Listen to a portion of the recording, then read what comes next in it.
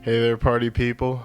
Shady Gang, welcome back to the Fireside Chat. On 86.5, The Vibe. It's your boy Jackie C, And Shade.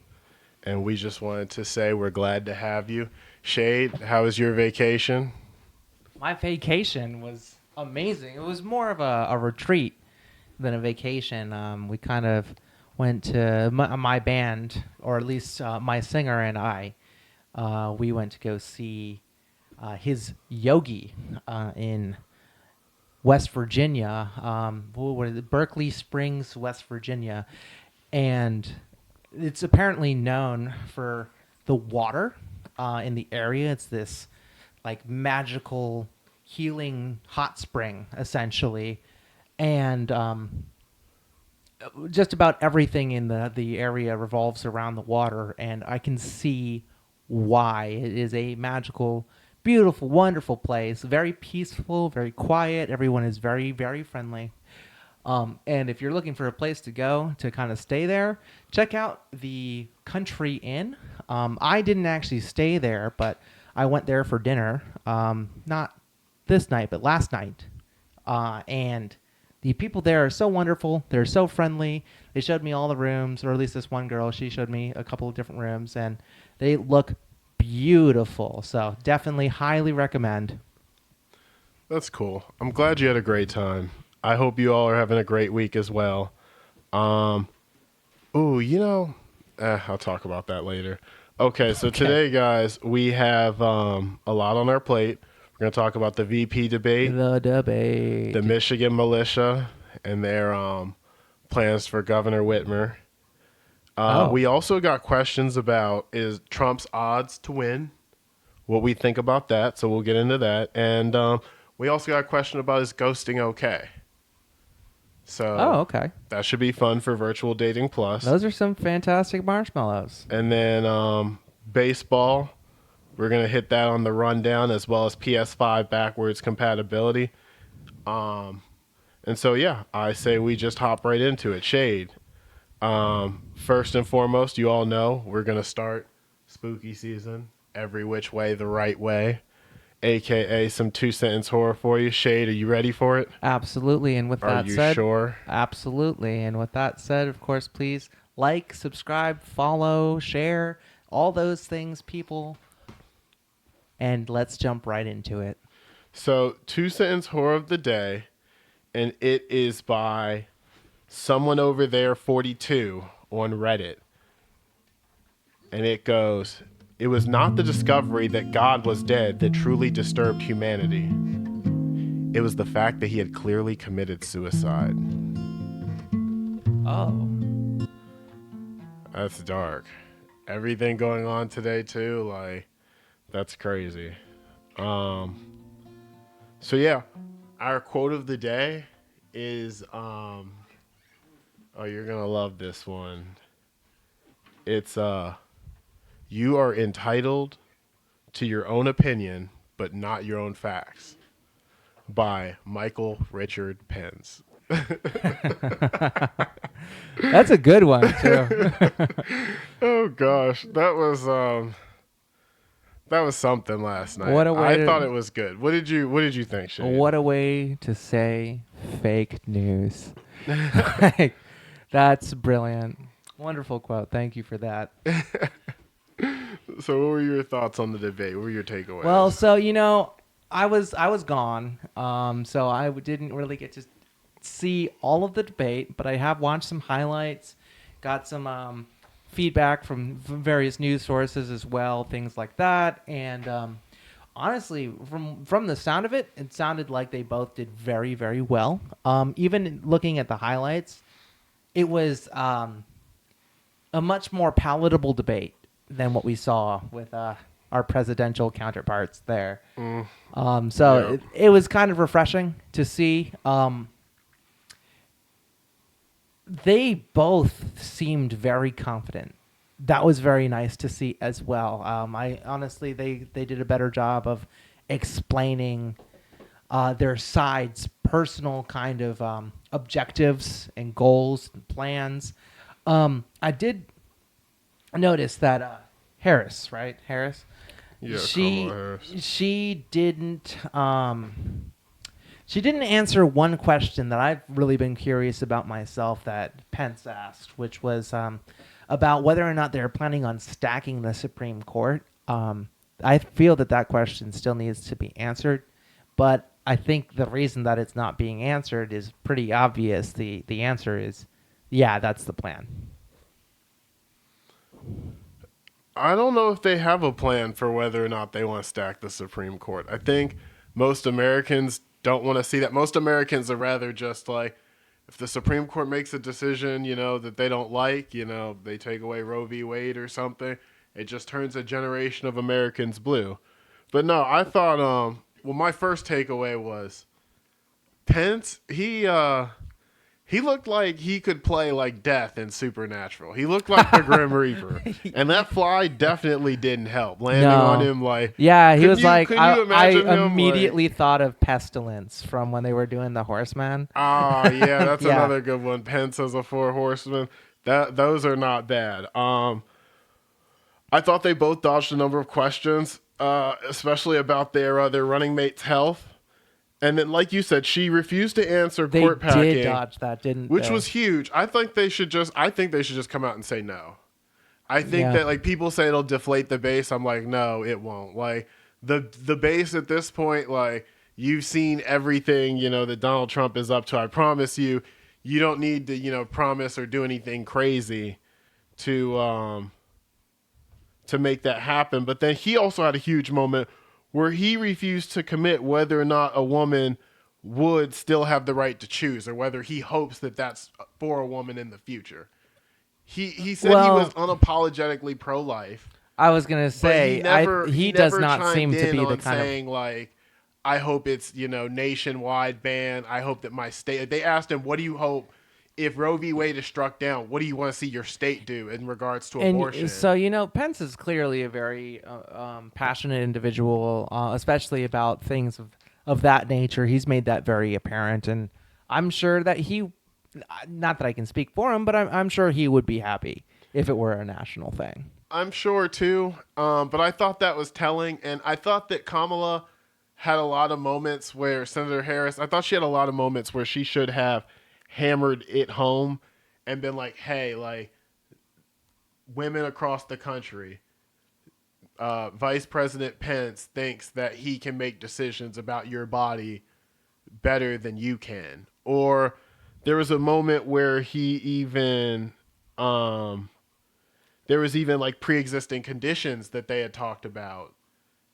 And she didn't press him at all on that, saying, like, hey, if you have pre-existing conditions, they want to get rid of your health care. The truth be told, they're in court right now trying to strike down Obamacare. And then he also argued that they had a health care plan that was better than Obamacare. If I were her, I would have asked him simply, did you have a better plan when the Republican House rejected your plan in 2017? Or did you have a better plan when the Republican Senate rejected your plan? Or your repeal of Obamacare because you did not have a plan? Or did you just come out with a plan now, 1 month before the election? You just come up with something on the spot for the sake of this debate. What is it? So I thought that there were moments where she should have really hammered him. I thought he did a good job really highlighting the Supreme Court thing. I thought, that was huge. I thought the irony award of the night went to him. And I question whether the hyperbole award of the night goes to her or not. But the irony award was when he said, stop playing politics with people's lives. Referring to her about the vaccine. And the truth be told, most Americans would tell you, if Trump says yes and he's, strong arming the DHS and whatnot, they're not going to feel comfortable taking it. But if Dr. Fauci, that's a trusted man right now, if he says, yeah, you guys should take it, I think a number of Americans, yeah, I think most Americans feel that way. It's nothing against Donald Trump. Like Donald Trump could say take it, and Fauci could say take it, and then I think most Americans would take it. But if I would hope Fauci so. says no and Trump says yes, I think most Americans, like Senator Harris, are gonna say absolutely not. But for him Absolutely. to say something about playing politics with people's lives, like after what we've seen with the pandemic, I was just shocked. At, And then the at whole times, it does when kind of they seem like they don't want you to listen to Donald Trump, even if the doctors say to. I'm sure that that's not the case, but it does kind of sound like that well, the sometimes. way she said it made it sound like that. I thought, but I also thought like if you do a good job, if you listen to the whole of what she said, uh, It's listen to the doctors. yeah, listen to the doctors. Donald Trump isn't a doctor. He's not a. So he doesn't even like the science. So listen to the doctors. And Donald Trump and the doctors could agree. And so, but for him to say stop playing politics with people's lives, it was just ironic as politics are being played with people's lives in Washington as we speak. Yeah. And obviously, Trump and Pence have more to do with what goes on in Washington than someone who's not currently in Washington, as far as Vice President Biden goes, and then Senator Harris is just one senator in the minority party, and so very, very interesting. The Hyperbole Award, though, she argued that the coronavirus response by this White House was the largest failure in U.S. history. Did she say that? Yes. Wow. Thoughts on that, Shade? It's a big statement. Huge. I don't know. I mean, I wouldn't say that it's so. Granted, we could have easily done way better with how our COVID response has been. We all know that. It's apparent with just what's going on in the rest of the world in comparison to where we're at right now.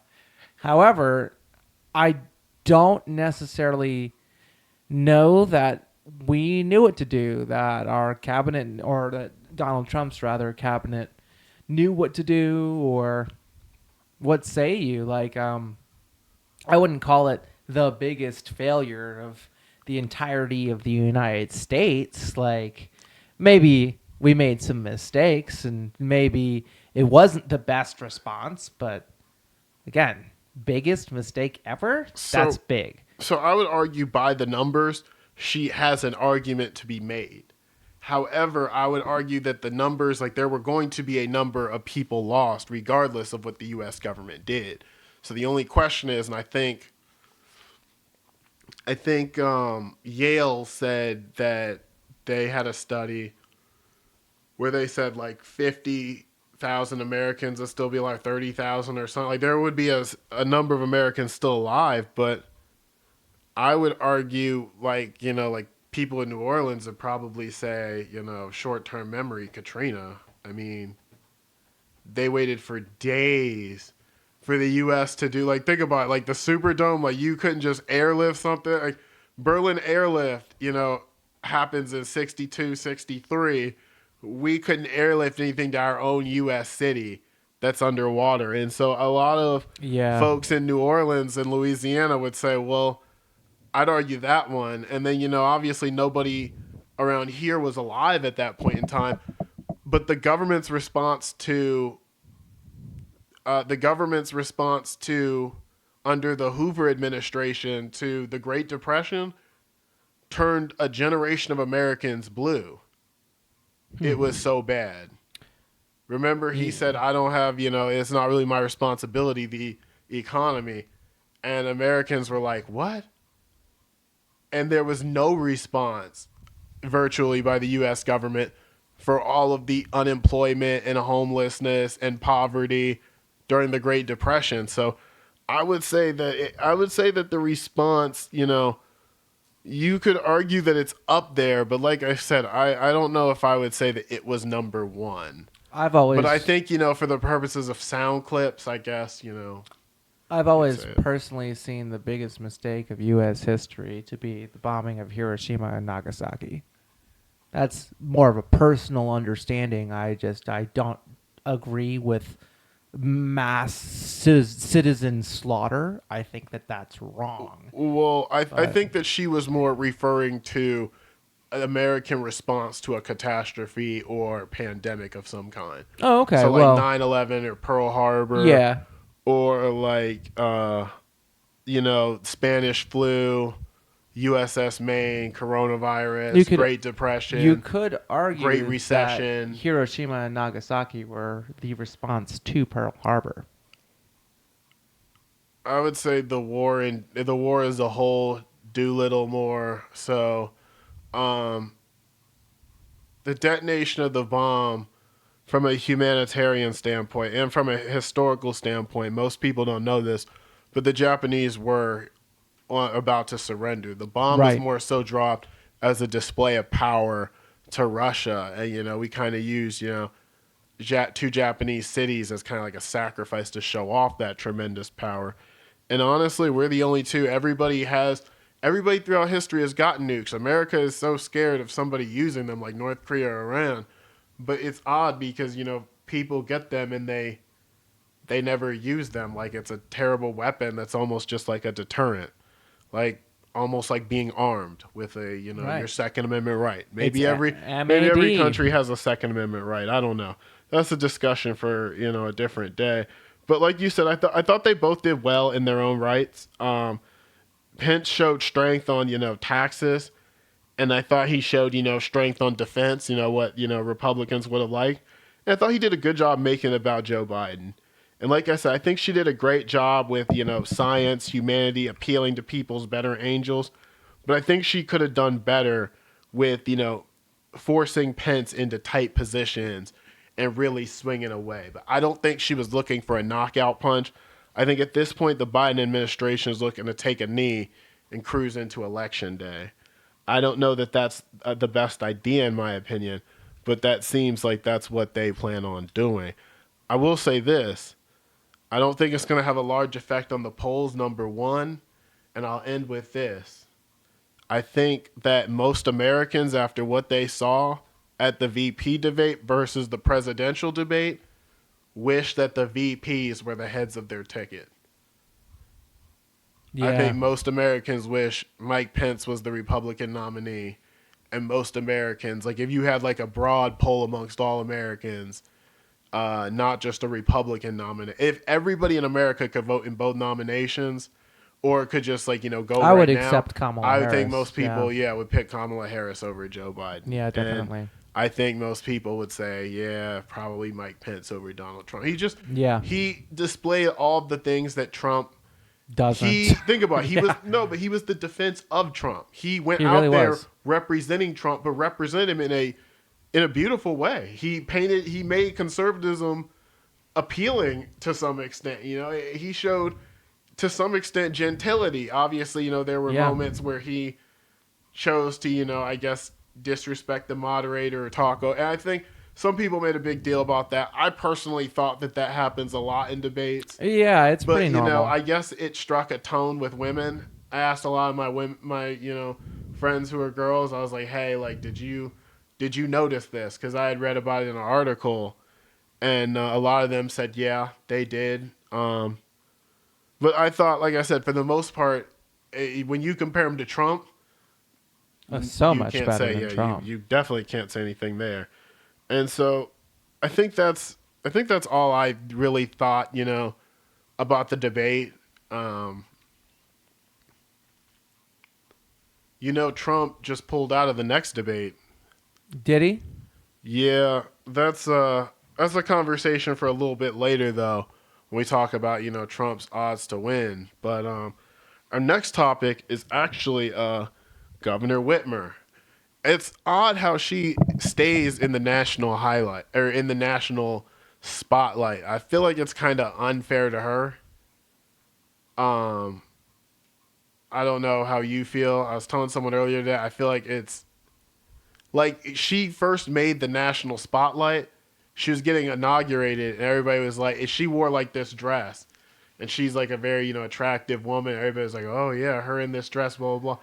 And that was how she made headlines. Somebody from like a local Fox station wrote like this article talking about her dress or something. They got fired, and I just feel like she's always in the news, and I feel like it's never fair to her.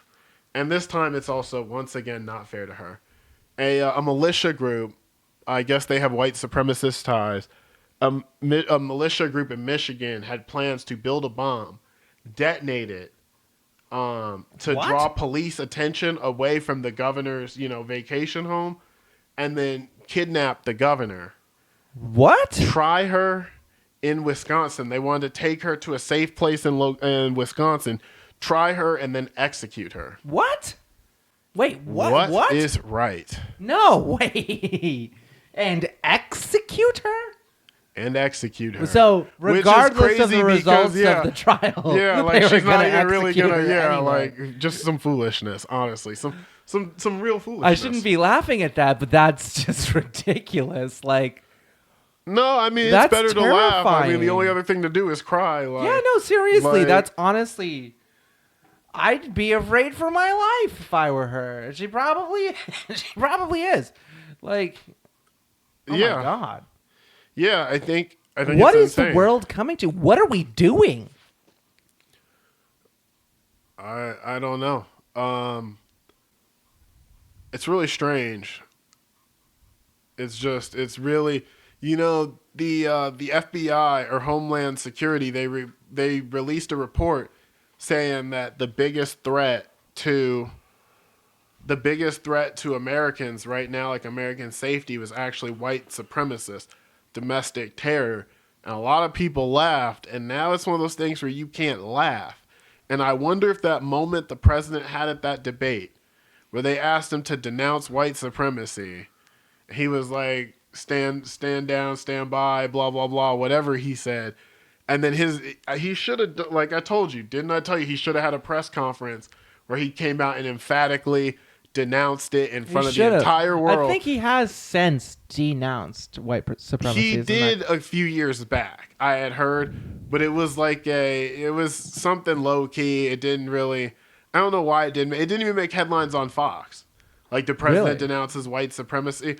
I mean, the president's done a few things that, what you would have thought would have made headlines. Like he had done something for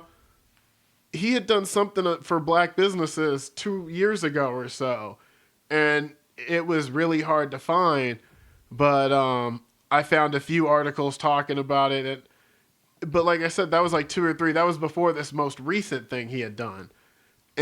But you didn't hear about it at all. And so he has denounced it before, but it's like whenever he gets asked about it in like prime time, it's a fumble. And it's really, I think for a lot of his advisors, it's frustrating.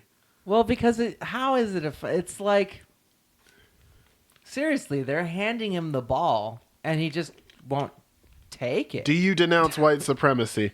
Yes, I denounce white supremacy. It's I denounce really any that groups that easy. want to bring harm to America, Yeah, any to hate her groups, people, like man. any hate group, be it he could even add, be it from the left or be it they from the right. He could include Antifa if he wants.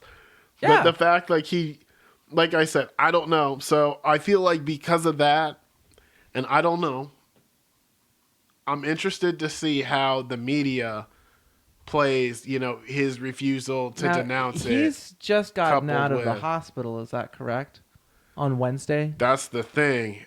I was just about so we might as well move into Trump's re-election chances. He's taken away anybody's ability to feel sorry for him because he checked himself out. He went on that Twitter tirade. Oh, he checked himself out. He checked Did himself the doctors out. not okay it? The doctors, so I guess he decided to, there's no word on whether the doctors okayed it or not. The point is the doctors can't hold you if you say you want to go. And he said he wants to go.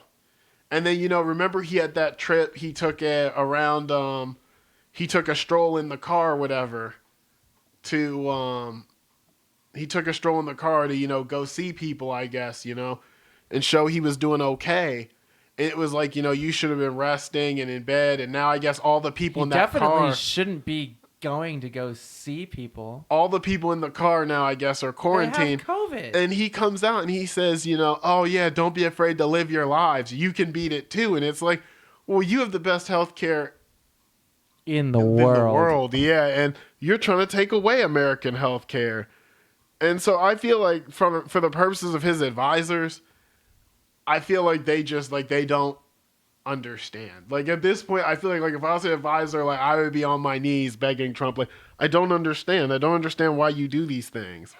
Or like he called Kamala Harris a monster today. Well, he did. Yeah, like after the debate, I guess I don't know if he tweeted it or just said it, but he was like Kamala Harris is a monster, and people like And she was speaking. they didn't take it well. Like they're like, oh, I guess you're threatened by an intelligent woman, and it's like Pence treated her with dignity and class last night and grace for the most part. I thought they were very cordial. He got his marks were anywhere from the lowest you could score him with how he treated her was like 80%. He was good, and when you compare it to Trump and you see stuff like this, it's like you're just reminded of the foolishness. And so I don't know. They asked, so we got a question about Trump's chances of winning. I think it's dismal, but it's not impossible. The no debate thing is foolish. He needs opportunities to make it about Joe Biden, and he needs opportunities to highlight what he can do for the American economy and what he can do for your pocketbook. Without that, he's done. That's the only reason anybody would elect him at this point. Either you're a white supremacist or you like what he can do for your money. I think, maybe conservatism, Supreme Court, I guess there are, a number of people. And this is, once again, going back to Joe and Kamala, say you're not going to pack the Supreme Court. Most Americans do not want to see it. Say, even if you're lying, just say it. I wouldn't lie about it because it'd come back and get you in the midterms. You'd be a one-term president. Most Americans do not agree with packing the Supreme Court. If the Supreme Court if the Supreme Court strikes down Roe v. Wade, maybe most Americans change their mind. You have a change of opinion, and you go. And so the problem with that, and not to make this about Roe v. Wade, but honestly, we just need some real legislation. Yeah. Scalia said it himself. He said, my job is to interpret the Constitution, a document you all haven't amended in over 100 years. How am I, how is the Constitution, how am I supposed to look? Yeah. What does my job say? What is my job description? And so I always felt for him in that sense. Like, if y'all did your jobs, I'm doing my job. If there was a constitutional amendment that said women have the right to choose, if it wasn't interpreted through the 14th Amendment saying, the right to personal autonomy, the right to your own body is a woman's right to, choose, and it gets balanced out with the life of the unborn child. Yeah, if that wasn't the case, if there was just a constitutional amendment, it would be done. It would be done. It would. And I don't know if you have the numbers for an amendment, but most Americans, I would be surprised if we didn't have the numbers. Well, I saw a poll that a growing number of Americans, the pro-life thing is shrinking. It is. Well, and I'm not against the pro-life mentality. I understand the significance behind a life. And I'm not trying to take away from that at all. But I 100% am in favor of the idea that, yes, a woman has a right to her body. Not everybody can be pregnant for 9 months. Not everybody can do that. And if it's your choice, if that's not what you want for your life, you shouldn't have to force yourself because the government told you to do so. That's asinine. Yep. And so Trump definitely has an advantage with the economy. And then I would say that Trump also has an advantage in the sense he's currently in, so he can govern. His decision to not go for COVID relief with Nancy was a mistake, to pull out of those negotiations. But to be fair, he's doing what everybody kind of knew was the case. Nothing was going to happen before. Because right now, a lot of Republicans don't believe he'll be back. So they don't really feel like they have to do anything he says right now, as far as a giant $2-3 trillion COVID relief goes. But what he needs to do is he needs to have Republicans in the Senate piece together legislation. Like Nancy said, she didn't want to meal piece it. They need to meal piece it and then put pressure on her to take it up for a vote in the House. And then from there, it's either A, Democrats block this funding for this group, or B, this funding for this group bought to you by Trump. So he's got some things he could do, but he's just not very, I don't think his advisors, he's listening to him. And what Joe Biden needs to be doing is talking about COVID relief, infrastructure, and he needs to be talking about improvements to healthcare. Those need to be the only three things he talks about from now until Election Day. He needs to let Kamala Harris, she used to be a prosecutor, she needs to be the one going around prosecuting the Trump administration, talking about where they failed, where they, haven't, the mistakes they've made, how they've cost you all this way, and that way. But no, I think as far as Trump's chances go, I think his decision to pull out the debate, it's now a town hall for just Joe Biden on national TV. If Joe Biden kills it, if Joe Biden swings and knocks it out of the park, which is a possibility, especially if he gets a bunch of change-ups, a bunch of, nice slow pitches, nice high and above the plate, I think that could be the nail in Trump's coffin, honestly. I think that when you're down, it's like a game of football. When you're down, you got to take every available opportunity to move down the field as quickly as you can and get points. His decision to pull out of that virtual debate, it's just a bad look. Every day Trump does something, like his thing with Kamala Harris. Every day he does something to remind you that he doesn't know how to carry the dignity and the grace that comes with the office. If you look at the way that Obama and, Bush, especially, Bush was so gracious, even to members of the other party. I remember the way he welcomed Speaker Pelosi in her Democratic majority and congratulated her on being the first female speaker. That was the first thing he said at his State of the Union. It was about others and others he disagreed with. And then, Pence brought up the idea of Scalia and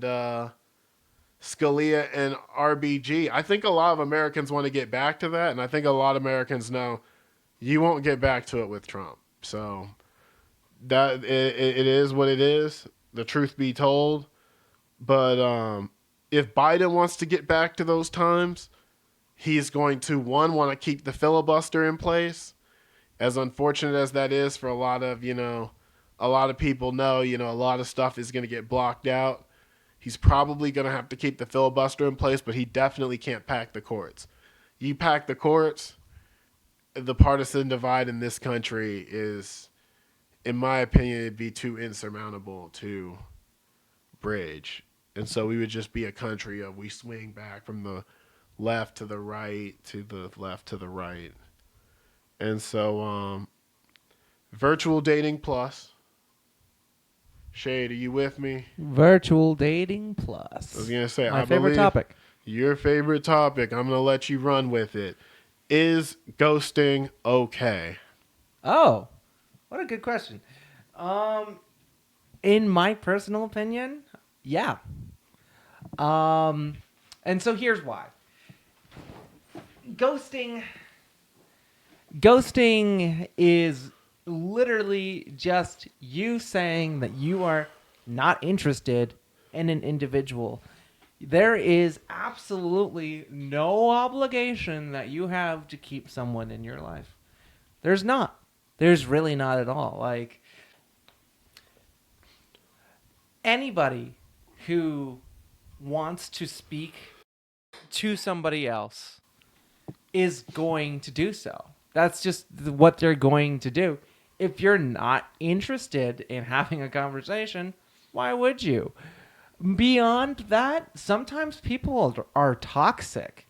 Sometimes you don't want them in your life, and the only real solution is to ghost.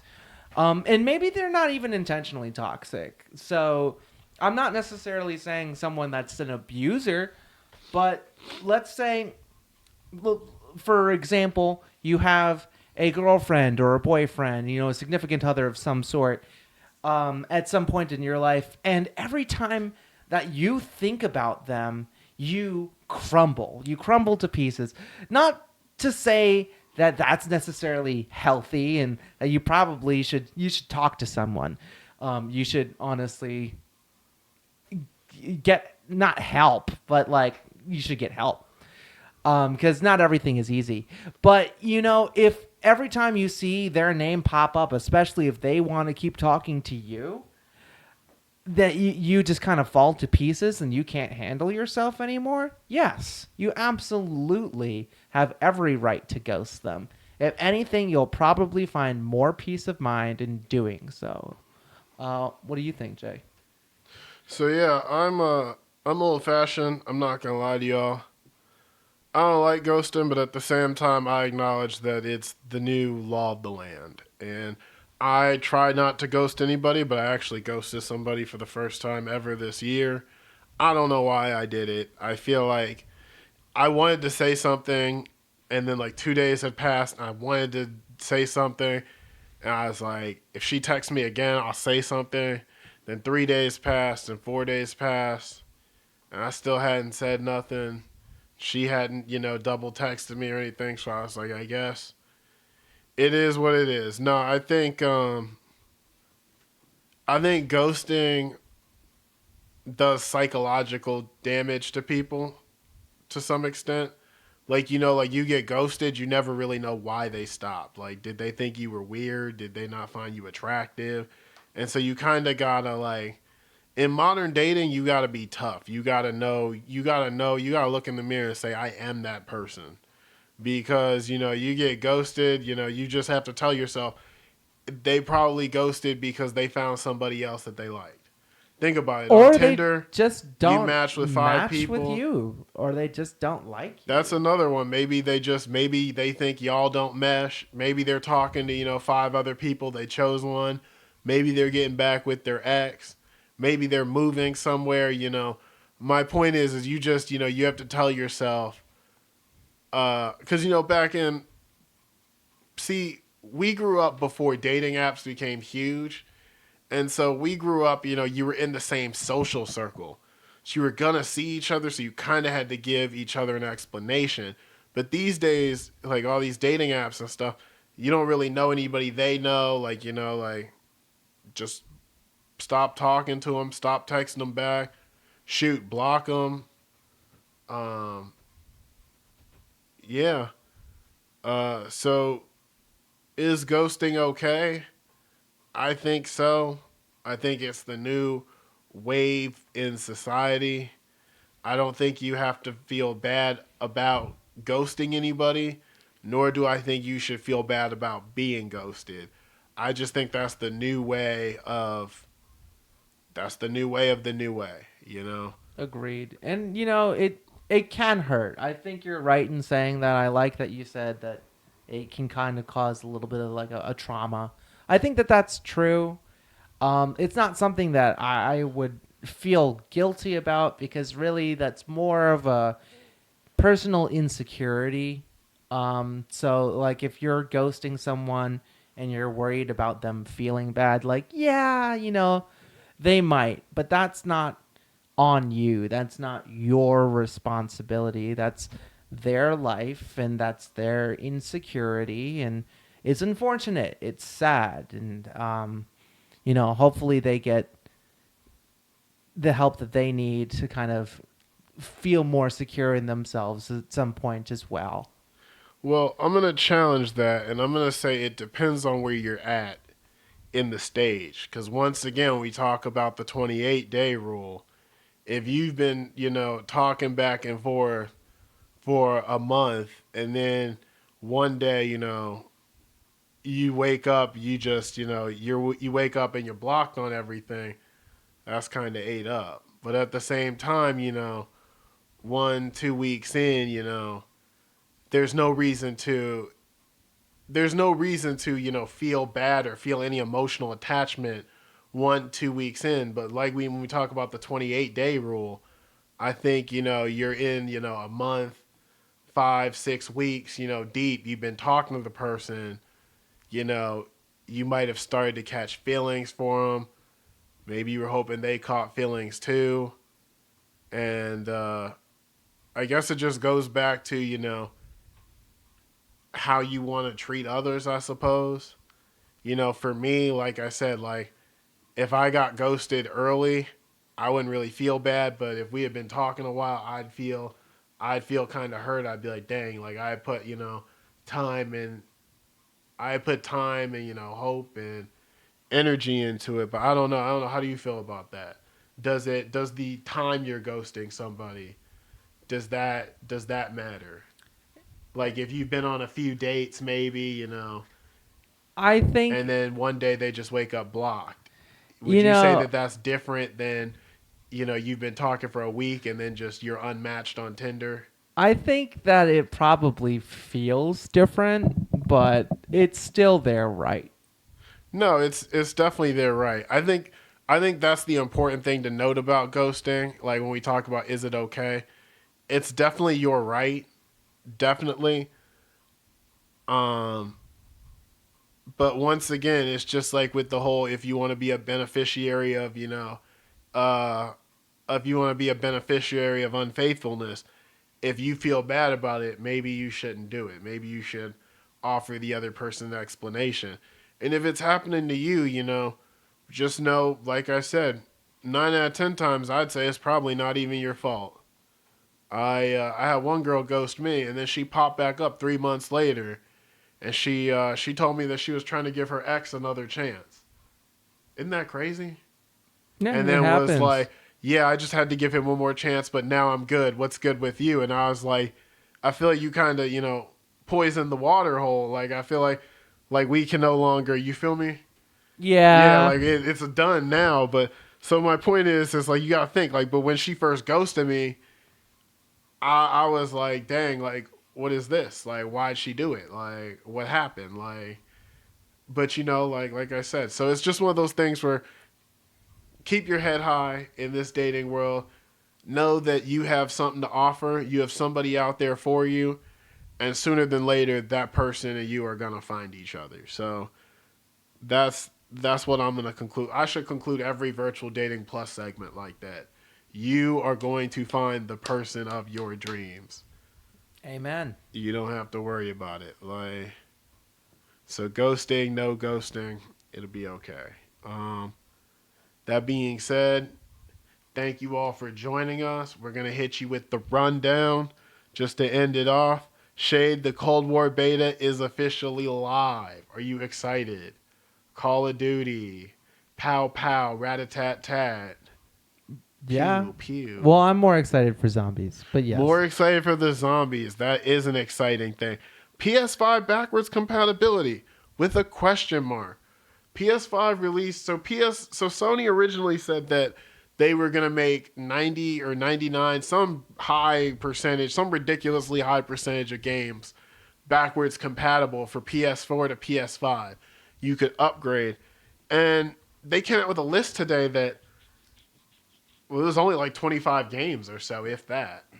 Like it was low key. I feel like they had put out like an advertisement of like, hey, these ones are specially going up. But at the same time, they didn't say that. So a lot of people are assuming like games like Red Dead and Grand Theft Auto, you're going to have to buy again. I think The Last of Us didn't make the list. I think Skyrim didn't make the list. Really? Yeah, Madden made the list and FIFA made the list. But here's the thing NBA 2K and NHL didn't. They both come out at the same time as FIFA. Hmm. All three come out within a couple weeks of each other. And then I was even thinking to myself, the show, like you're not gonna port up the show 20 for free. The show comes out in February, I think. Like we can't even get that. And so I feel like Sony is cocky. They feel like they have all the exclusives and they don't have to do anything else. Like their system as far as like actual gaming goes isn't better.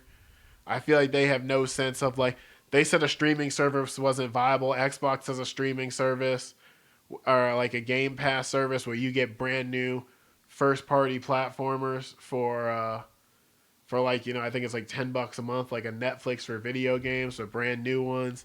Sony's like, that's not viable, as they watch their competitor do it. Like, and then Xbox is going backwards, compatible to the dawn of the beginning of Xbox. Yeah. And then you have Sony saying like, yeah, we'll give you 20, 25 games on the PlayStation 4. So, I don't know. Baseball. Dodgers, Braves, NLCS. The ALCS, the Astros are cheating again, by the way. I don't care what anybody says. Astros are cheating again. They're in the ALCS, and they're looking to meet up with your Yankees, assuming they can beat the Rays in a winner-take-all Game 5 tomorrow. Shade, thoughts on that? Go Yankees. Go Bankies. Like, there you go. Like, it'll be interesting to see. I think Garrett Cole is going to ask to pitch. If he does, there's two questions. One, this will be the shortest amount of rest he's had in his career. And two, the second question is going to be, when does he come back for the ALCS? Game 4. There's no days of rest anymore for baseball. So basketball, Lake Show, up 3-1. You know it. One more win tomorrow night, and it's all over. LeBron will be a champion again. The greatest of all time, baby. The I'm GOAT. excited. I'm excited for that man, too. Nah, I still think Jordan's the best of all time, but LeBron, give him another year or two. Give LeBron another year or two. He's done a lot, but just a little bit more. I think LeBron would beat Jordan in a one-on-one, though. I think so, too. But I guess that's a different discussion. In the world of hockey is scheduled to come back. Right now, they're hoping to come back in January, so that should be exciting. Normally, they start in October, but as you can imagine, since they just finished the season in October, that wouldn't make a lot of sense now, would it? And then lastly, Shade, Bly Manor. Are you excited? What is the new Netflix? What is Bly Manor? What? I have not heard. The producer sent it to you. It's the new the trailer. It's the new show on Netflix. Their new scary show. I haven't seen this horror trailer show. yet. Okay, Oh, wow. I'm watching Bly it. Manor. Well, all right. Well, Shade's watching it right now. That being said, Shade, before you watch it, go on and play us off. Let me give you all some positivity. If you're listening to this, it's probably Friday. Maybe it's Friday afternoon. Maybe it's Friday morning. But regardless, it's Friday. And that means you made it through another week. You did it. You did it. We always knew you would. We're proud of you here on the Fireside Chat, your virtual roommates. And we hope you're proud of yourself. You did great, and you're going to keep doing great. I know times are hard in this pandemic. We're all in this together. And we're right here with you. So with that being said, it's Jackie C. And Shade. Coming to you live from Shady Grove, 86.5 The Vibe, the Fireside Chat. And, oh yeah, like and subscribe if you feel it in your heart to do so. Good night, party people.